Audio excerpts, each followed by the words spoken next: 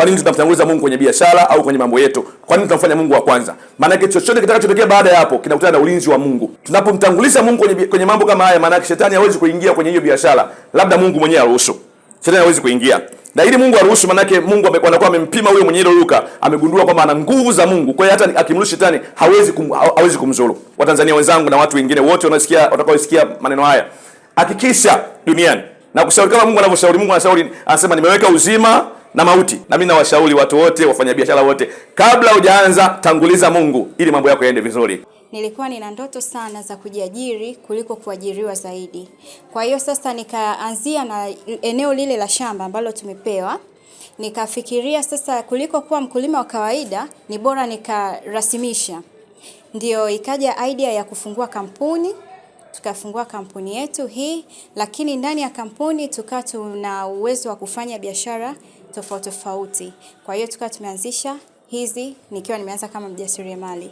Umuhimu niliouona wa kujiajiri au kuwa mjasiriamali, kwanza ninakuwa independent na kuwa najitegemea, sitegemei kuajiriwa.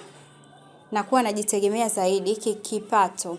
Lakini pia inakuwa inasaidia katika upande wa muda zaidi.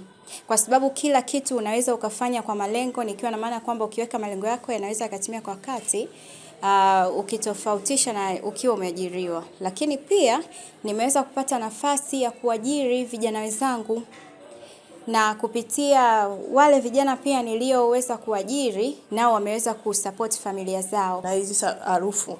Kwa hiyo nilivyopata hii sabuni ilikuwa best kwake. Na ndo tunazoitumia familia nzima kutokana tunaareji sana na harufu. Kwa hiyo hii sabuni haina harufu, haina madhara kwangu mimi na watoto. Nimeona ni kitu kizuri kwangu na familia yangu. Na ni nzuri na nawashauri watu wengine waweze kuitumia. Wataipenda kama mimi nilivyojaribu na nimeipenda, imekuwa kitu endelevu kwangu.